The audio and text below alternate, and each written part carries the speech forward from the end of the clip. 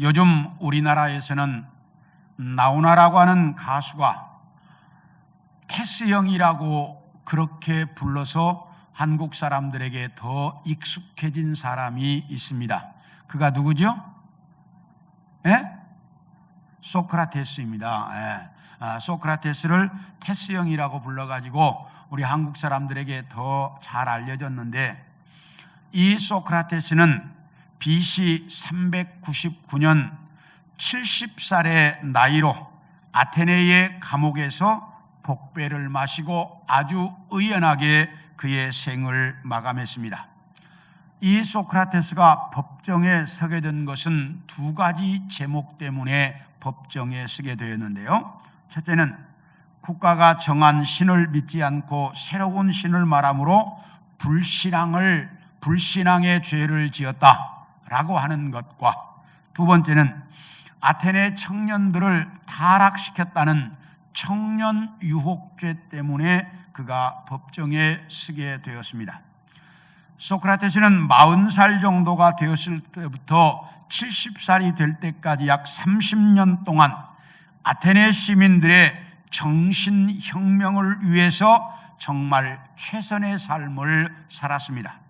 부패하고 타락한 아테네 시민들의 양심과 생활을 바로잡기 위해 수많은 사람들을 만나서 그 사람들과 토론을 하고 이야기를 하면서 바로 사는 이야기를 했는데, 그런데 소크라테스가 유명하다고 알려진 사람들을 만나보니까 대부분이 다 평범한 사람들인데 본인들은 자기 자신들이 대단한 사람인 것처럼 알고 있더라는 거예요. 그래서 너 자신을 알아라 라는 말을 그때 하게 되었고, 진정한 지혜자는 내 자신이 아무것도 모른다는 것을 깨닫는 순간부터 진정한 지혜자가 된다라고 하는 말도 그가 했습니다.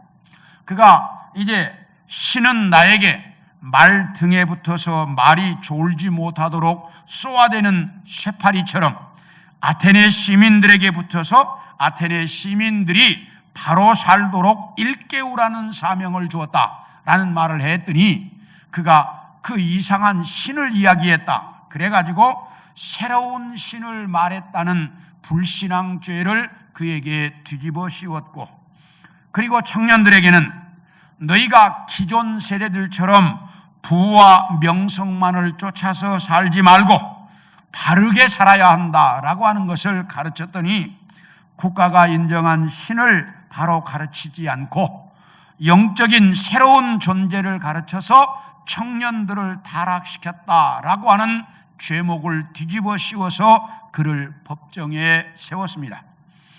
그를 법정에 세워놓고 아테네 시민 500명으로 구성된 배심원들을 딱 모아놓고 소크라테스가 유죄냐 무죄냐를 투표했더니 280표가 유죄, 220표가 무죄라고 나와서 유죄로 판명이 되었고, 그러면 이가 유죄면 이 사람을 사형시킬 거냐 말 거냐를 투표했더니 360명이 사형을 시켜야 한다, 140명은 사형시키면 안 된다라고 해서 그는 이제 사형이 그에게 언도가 되었습니다. 그러자 소크라테스는 500명의 배심원들을 향해서, 자, 이제 우리 떠날 때가 되었습니다. 우리는 각자의 길을 가게 되었습니다. 당신들은 살러 가고 나는 죽으러 갑니다. 그런데 누가 더 행복할 것이냐? 이것은 신만이 알 것입니다 라고 하는 아주 유명한 말을 그가 남겼습니다. 그리고 감옥에서 독배를 마시기 전 사랑하는 제자 플라톤에게, 플라톤아, 사는 것이 중요한 것이 아니라 바로 사는 것이 중요하다. 생존하는 것은 그렇게 중요한 것이 아니라 어떻게 사느냐가 중요하다. 인간이라면 누구나 매국노, 배신자, 변절자, 폐류나 강도나 매춘부처럼 살고 싶은 사람은 아무도 없다. 누구나 인생은 바로 살고 싶어 한다. 그렇다면 어떻게 사는 것이 바로 사는 것이냐? 첫째, 진실하게 사는 것이요. 둘째, 아름답게 사는 것이요, 셋째 보람있게 사는 것이다. 말도 바르게 하고 생각도 바르게 하고 행동도 바르게 하고 생활도 바르게 살아야 한다라고 하는 말을 플라톤에게 가르치고 그의 인생을 마감했다고 합니다. 이것들을 보면 소크라테스, 그 나우나 씨가 말하는 테스형은 인간이 이 땅에서 어떻게 살아가야 하는가, 어떻게 살아야 바로 사는가를 가르쳤던 선각자적 인물이었다고 하는 것을 알 수가 있는데, 오늘 여러분에게 읽어드린 이 본문 속에 보면 예수님께서 우리에게 가르치셨던 하나님의 나라에 대한 말씀이 아주 정확하게 나타나 있습니다. 그래서 오늘은 여러분들과 함께 하나님의 나라에 대한 말씀을 같이 나누려고 합니다. 첫째, 하나님의 나라는 어떻게 이루어지는 나라일까 하는 겁니다. 우리 함께 26절을 봅니다. 다 같이 시작. 또 이르시되 하나님의 나라는 사람이 씨를 땅에 뿌림과 같다. 여기 보면 하나님의 나라는 사람이 씨를 땅에 뿌리는 것과 같다라고 말씀합니다. 여기서 사람은 전도자를 의미하고 씨는 복음을 의미하고 땅은 이 세상을 의미합니다. 그러므로 우리 믿음의 사람들이 이 세상에 복음을 전하면 그 복음으로 말미암아 이 땅에 하나님의 나라가 이루어진다라고 말씀하고 있습니다. 그렇다면 도대체 하나님의 나라라는 것이 어떤 것일까? 우리가 이시조선, 그러면 이시들이 왕이 되어서 나라를 다스렸던 이조 시대를 이야기할 때 이시조선 이렇게 말하고, 다윗왕국, 그러면 다윗이 왕으로 다스렸던 나라를 다윗왕국이라고 말합니다. 그렇다면 하나님의 나라라는 말은 하나님이 다스리는 나라다, 이런 뜻입니다. 하나님의 나라, 하나님이 다스리는 나라. 그렇다면 언제 이 땅에 하나님이 다스렸던 하나님의 나라가 있었을까? 우리 사무엘상 8장 7절을 봅니다. 시작. 여호와께서 사무엘에게 이르시되 백성이 내게 한 말을 다 들으라. 이는 그들이 너를 버림이 아니요 나를 버려 자기들의 왕이 되지 못하게 함이다. 이 말은 사무엘 선지자가 이스라엘 나라의 사사가 되어서 나라를 정말 잘 다스렸습니다. 이스라엘 나라가 어느 때는 가나안 사람들의 지배를 받고, 어느 때는 미디안 사람들의 지배를 받고, 어느 때는 블레셋 사람들의 지배를 받으면서 그야말로 이스라엘 나라가 동네 북처럼 되어 있었을 때 사무엘이라고 하는 사람이 선지자로 세워지면서 이스라엘 나라를 주변 나라들이 감히 넘볼 수 없는 막강한 나라를 만들었습니다. 그래서 이스라엘 나라가 막강한 나라가 되었는데, 그런데 사무엘도 세월 앞에는 어쩔 수가 없었습니다. 그래서 사무엘 선지자가 나이가 들어 이제 늙었습니다. 그러니까 어쩔 수 없이 그의 아들들인 요엘과 아비야를 이스라엘 나라의 지도자로 세웠습니다. 그런데 이 요엘과 아비야는 아버지 사무엘 같은 사람이 아니었습니다. 뇌물을 받고 죄 있는 사람도 죄 없다 이렇게 말하고, 뇌물을 주지 않으면 죄 없는 사람도 죄 있다고 판결하는 부패한 지도자였습니다. 이렇게 사무엘 선지자의 아들들이 부패한 지도자가 되니까 이제 이스라엘의 장로들이 나이 많은 사무엘 선지자를 찾아와서, 사무엘 선지자여, 도저히 안 되겠습니다. 당신의 아들들을 보니까 기대할 수가 없습니다. 그러니 우리에게 왕을 세워주세요 라고 요청합니다. 그러니까 이 사무엘 선지자가 하나님께 기도했습니다. 그랬더니 하나님께서 사무엘아, 걱정하지 말고 백성들이 요구하는 대로 왕을 세워주어라, 이렇게 말합니다. 그러면서 하나님이 뭐라고 해야 하냐? 이것은 백성들이 너를 버리는 것이 아니고 백성들이 나를 버려서 내가 이스라엘 나라의 왕 되는 걸 싫어한 것이다 라고 말합니다. 이 말은 사무엘 선지자가 이스라엘 나라의 일대 임금으로 사울을 세우기 이전까지는 누가 이스라엘 나라의 왕이었다는 말입니까? 예? 하나님이 이스라엘 나라의 왕이었다는 말씀입니다. 그래서 이스라엘 백성들은 출애굽한 이후에 왕을 세우지 않았습니다. 광야에서는 모세가 지도자로 살았고 가나안 땅에 들어와서는 여호수아가 지도자로 있었으며 그 이후에 여러 사사들이 이스라엘 나라를 다스렸지만 하나님은 이스라엘 백성들에게 왕을 세우지 못하도록 하셨습니다. 왜? 하나님은 자기가 선택한 이스라엘 백성들의 왕은 자기 자신이 왕이었기 때문입니다. 그래서 모세나 여호수아 같은 지도자들에게 하나님이 직접 명령을 하셨습니다.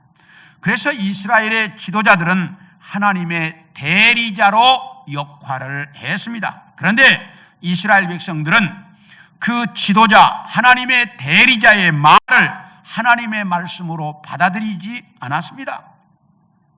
그리고 그 대리자가 없을 때는 나라가 완전히 형편없는 나라가 되어버렸습니다. 그래서 하나님은 왕을 세워서 나라를 다스리도록 주변의 다른 나라들처럼 왕을 세우라고 하셨던 것입니다. 그러므로 이스라엘 나라가 왕을 세우기 이전까지는 하나님께서 대리자를 세워서 나라를 다스리심으로 희미하게나마 하나님이 직접 다스리는 하나님 나라의 모습을 이스라엘을 통해서 우리에게 보여주셨습니다. 그래서 이스라엘 나라를 통해서 하나님 나라가 이런 것이다 라고 하는 것을 보여주셨고요. 그리고 그 다음으로 요한복음 6장 15절을 봅니다. 그러므로 예수께서 그들이 와서 자기를 억지로 붙들어 임금으로 삼으려는 줄 아시고 다시 혼자 산으로 떠나가셨다. 이 말은 여러분들이 잘 아시는 대로 보리떡 5개와 물고기 2마리로 남자만 5,000명, 그러니까 여자와 어린아이를 가지면 1만 명이 충분히 먹고도 12강주리가 남았습니다. 그러자 이 떡을 먹은 사람들이 저분 예수님을 왕으로 세우자, 이래가지고 예수님을 왕으로 세우기 운동이 벌어졌습니다. 그러니까 이것을 아신 예수님께서 조용히 혼자 산으로 가버리셨다라고 말합니다. 예수님께서 직접 다스리는 하나님의 나라가 이 땅에 이루어지기를 백성들은 원했지만 예수님은 그걸 원하지 않으셨습니다. 그런가 하면 누가복음 19장 38절을 봅니다. 시작. 이르되 찬송하리로다 주의 이름으로 오시는 왕이여, 하늘에는 평화요 가장 높은 곳에는 영광이로다.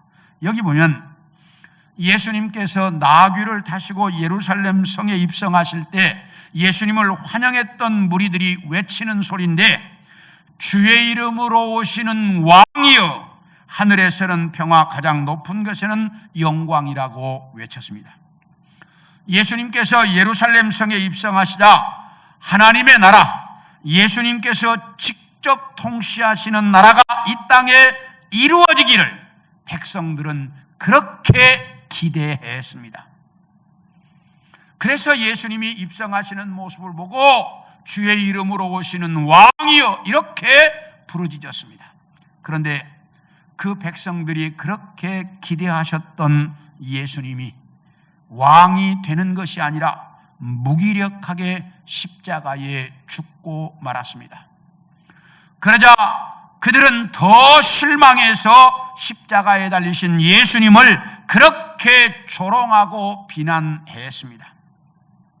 그렇다면 메시아로 이 땅에 오신 예수님은 백성들이 그렇게도 기대하고 원했는데 왜 이 땅에 주님이 직접 다스리는 그런 하나님의 나라를 세우지 않았을까? 백성들이 그렇게 원했는데 왜 주님이 직접 다스리는 하나님의 나라를 이 땅에 세우지 않았을까? 우리 누가복음 17장 20절부터 21절을 봅니다. 시작. 바리새인들이 하나님의 나라가 어느 때에 임하나이까 묻거늘 예수께서 대답하여 이르시되 하나님의 나라는 볼 수 있게 임하는 것이 아니요 또 여기 있다 저기 있다고도 못하리니 하나님의 나라는 너희 안에 있느니라. 여기 바리새인들이 예수님께 와서 하나님의 나라가 언제 이 땅에 이루어지느냐고 물었습니다. 그러자 예수님께서 하나님의 나라는 인간의 눈으로 볼 수 있도록 만들어지는 나라가 아니다. 그렇기 때문에 여기 있다 저기 있다라고도 할 수 없다. 하나님의 나라는 너희 안에 이루어지는 것이다 라고 주님께서 정확하게 말씀하셨습니다.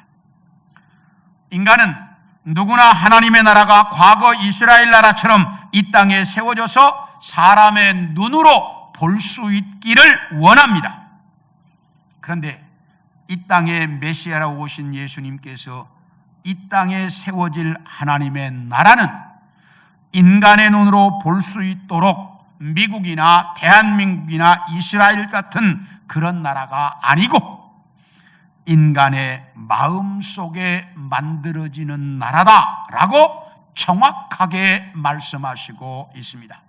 그러므로 우리는 이 땅에서 이루어지는 하나님의 나라는 어디에? 내 마음 속에. 따라합시다. 내 마음 속에. 내 마음 속에 이루어지는 나라라는 것을 확실하게 알아야 합니다. 그렇다면 내 마음 속에 하나님의 나라가 어떻게 이루어질까? 내 마음 속에. 우리 요한복음 3장 3절과 5절을 같이 읽겠습니다. 시작. 예수께서 대답하여 이르시되 진실로 진실로 내게 이르노니 사람이 거듭나지 아니하면 하나님의 나라를 볼 수 없다. 5절. 예수께서 대답하시되 진실로 진실로 내게 이르노니 사람이 물과 성령으로 나지 아니하면 하나님의 나라에 들어갈 수 없다. 여기 보면 밤중에 예수님을 찾아온 니고데모를 향해서 예수님께서 사람이 거듭나지 않으면 하나님의 나라는 볼 수 없다. 그리고 물과 성령으로 거듭나지 아니하면 하나님 나라에 갈 수 없다라고 주님께서 정확하게 말씀하셨습니다.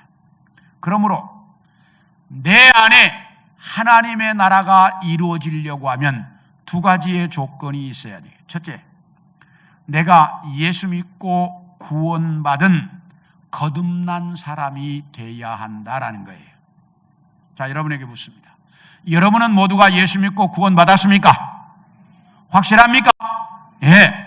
내가 예수 믿고 구원받아야 하는 게 첫 번째 조건이고, 두 번째는 내가 예수 믿고 구원받으면 내 안에 누가 오십니까? 성령 하나님이 오십니다. 그러므로 내 안에 오신 성령 하나님이 나를 지배하고 나는 그 성령 하나님의 다스림을 받아야 내 안에 하나님의 나라가 이루어진다라고 말합니다. 내가 예수 믿고 구원받아서 성령이 내 안에 오시면 그 성령이 나를 지배하고 나는 그 성령의 지배를 받아야 그래야 내 안에 하나님의 나라가 이루어진다라고 말합니다. 그런데 우리는 내 안에 하나님의 나라가 이루어졌다고 말은 하고 있지만 실제로 살아가는 모습을 보면 성령 하나님이 지배하는 것이 아니라 내가 나를 지배하고 다스리고 있습니다.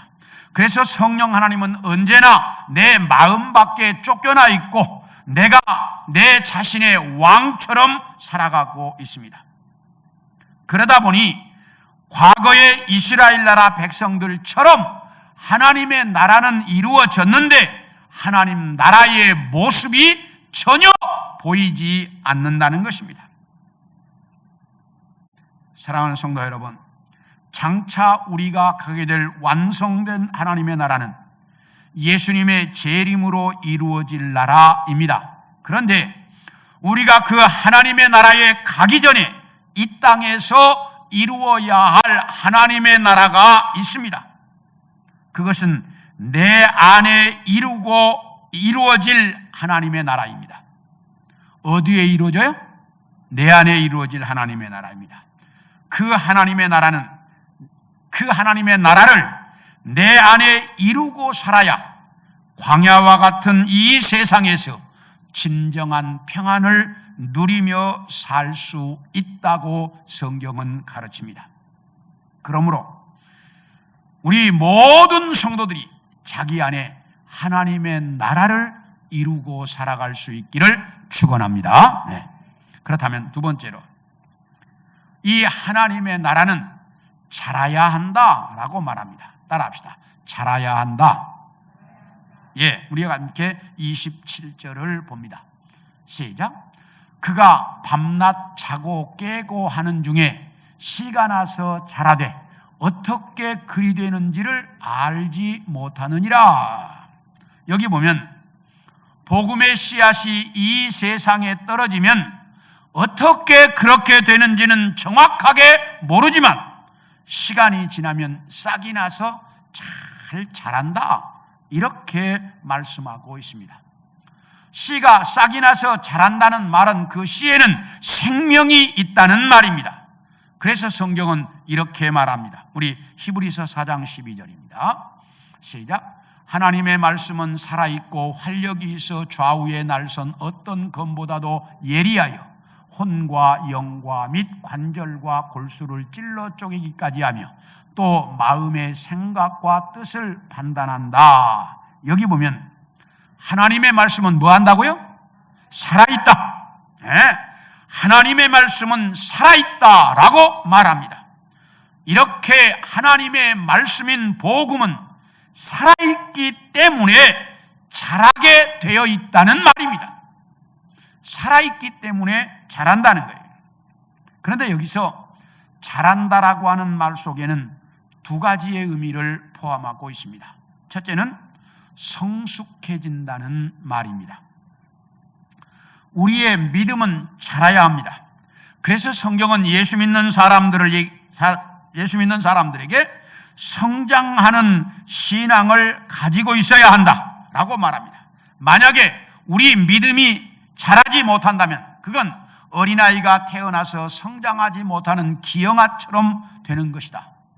그러므로 우리 믿음은 성장해야 한다라고 말합니다. 그런데 여기서 믿음이 성장한다는 말은 정확하게 말하면 성숙해진다는 의미입니다. 그러므로 우리 믿음이 성장해서 예수님 닮은 사람처럼 되라고 말하는데 예수님 닮은 사람처럼 되는 것은 성숙한 신앙인이 되는 것입니다.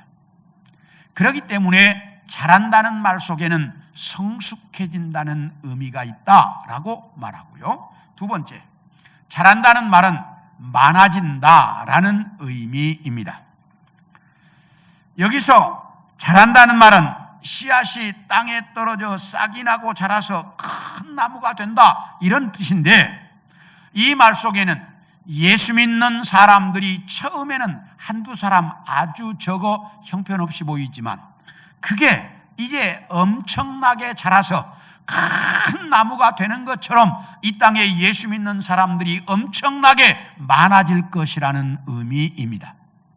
우리 함께 누가복음 13장 18, 19절도 봅니다. 시작. 그러므로 예수께서 이르시되 하나님의 나라가 무엇과 같을까? 내가 무엇으로 비교할까?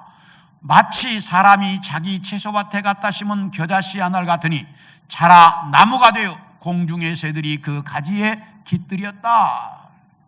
여기 뭐라고 말하냐면 한 사람에게 복음이 전해지는 것은 겨자씨 한 알이 땅에 떨어지는 것처럼 아주 미약해 보이지만 그 복음에는 생명력이 있기 때문에 그 한 사람의 영혼을 살리고 영혼이 산 사람은 다른 사람들에게 복음을 전해서 다른 사람들이 또 살아나고 이래서 엄청나게 많은 사람들로 자란다는 의미를 가지고 있습니다.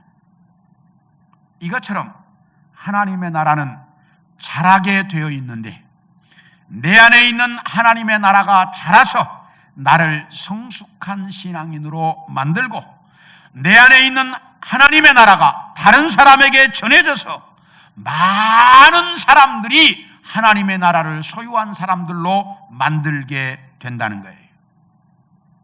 그래서 하나님의 나라는 자라게 되어 있다라고 말합니다. 그래서 예수님께서도 하나님의 나라를 말씀하실 때마다 겨자씨, 누룩, 좋은 씨앗 같은 것들로 비유하면서 처음에는 아주 미약해 보이지만 그 안에는 생명력이 있기 때문에 어떠한 어려움 속에서라도 쓰러지지 않고 잘 자라서 엄청난 나라를 만들게 될 것이다 라고 우리에게 가르쳐 주셨습니다. 그러면 하나님의 나라가 어떻게 자랄까? 우리 사도행전 8장 1절과 4절을 봅니다. 시작. 그날에 예루살렘에 있는 교회에 큰 박해가 있어 사도 외에는 다 유대와 사마리아 모든 땅으로 흩어지니라. 4절이요. 그 흩어진 사람들이 두루다니며 복음의 말씀을 전할세.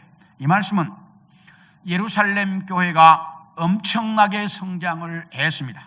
한 번에 2,000명, 3,000명씩이 회개하고 죽게 돌아왔으니 그 예루살렘 교회가 얼마나 성장했는지는 쉽게 짐작을 할 수가 있습니다. 그런데 그렇게 놀랍게 성장하던 예루살렘 교회에 엄청난 박해가 찾아왔습니다. 스데반의 순교 이후에 예루살렘 교회 모든 성도들을 잡아다 가두는 거예요. 그러니까 예루살렘 교회 성도들은 예루살렘에 살 수가 없었습니다. 그래서 여러 지역으로 흩어졌습니다.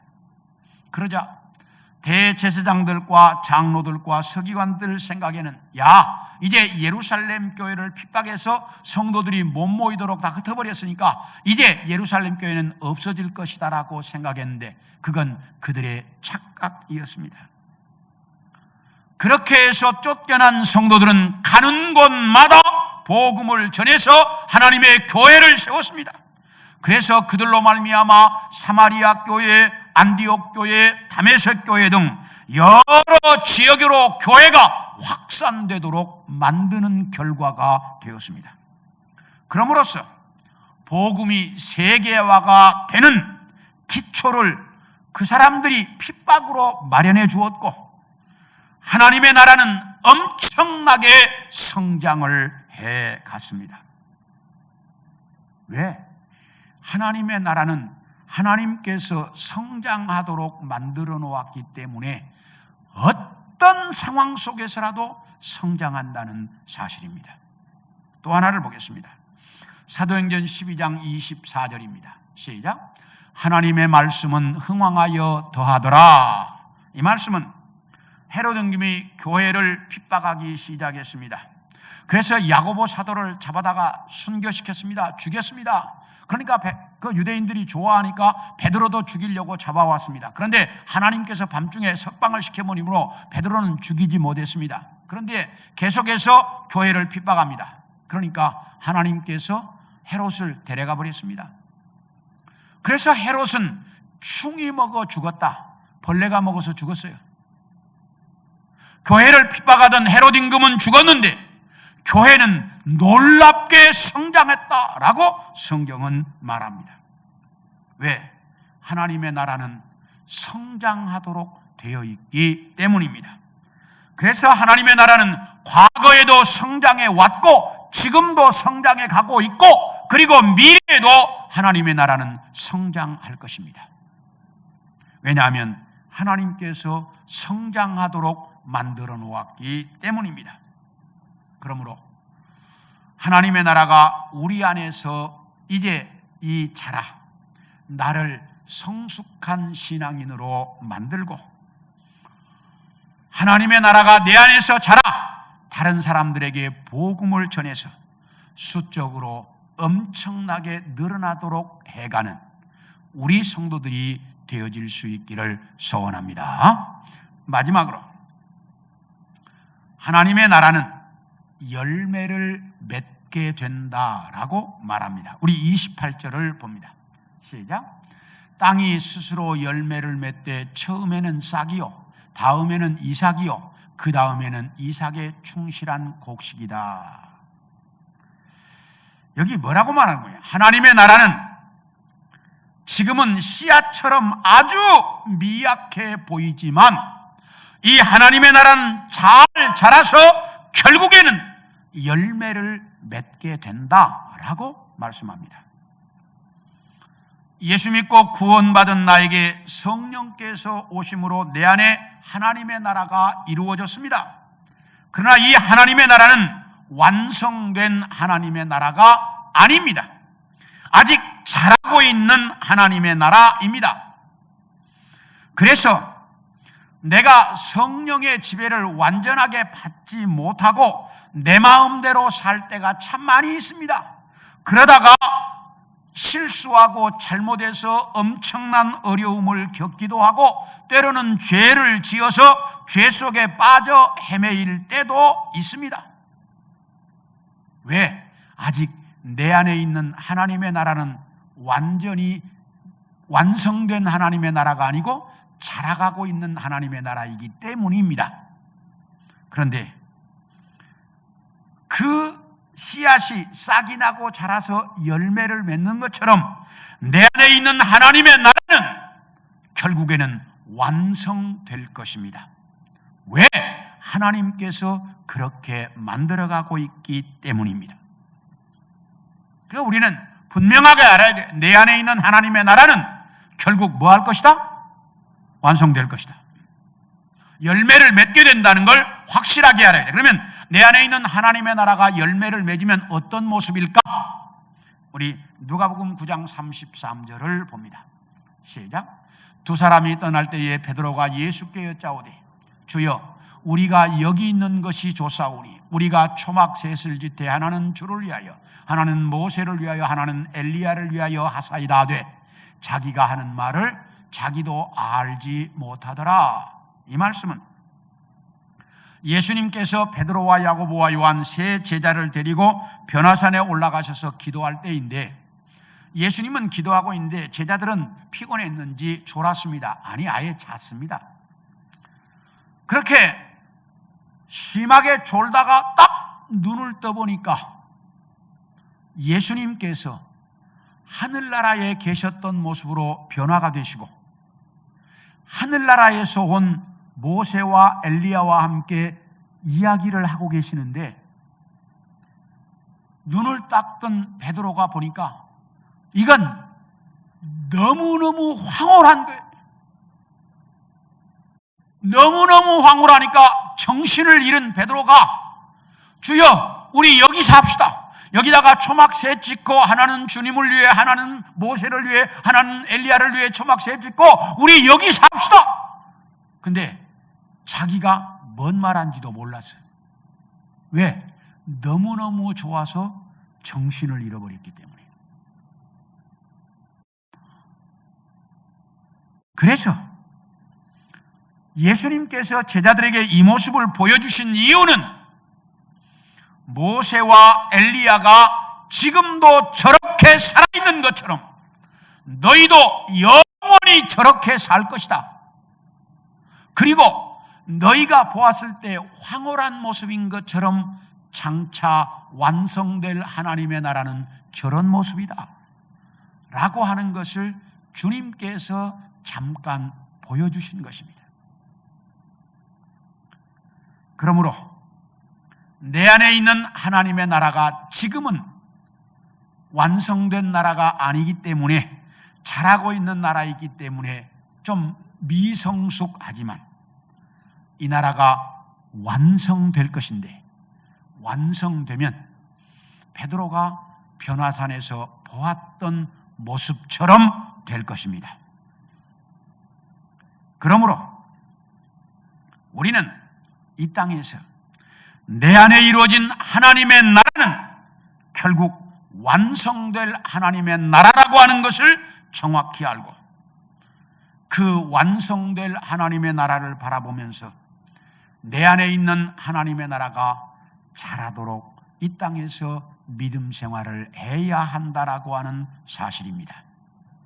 그러므로 내 안에 이루어진 이 하나님의 나라가 잘 자라도록 그렇게 믿음 생활 해가는 우리 성도들 모두가 되어질 수 있기를 축원합니다. 여러분이 정말 여러분 안에 있는 하나님의 나라가 잘 자라서 언젠가 완성될 하나님의 나라가 될 것인데 그 나라를 바라보면서 이 땅에서 내 안에 있는 하나님의 나라가 자라도록 믿음 생활해가는 우리 성도들 모두가 되어질 수 있기를 축원합니다. 네.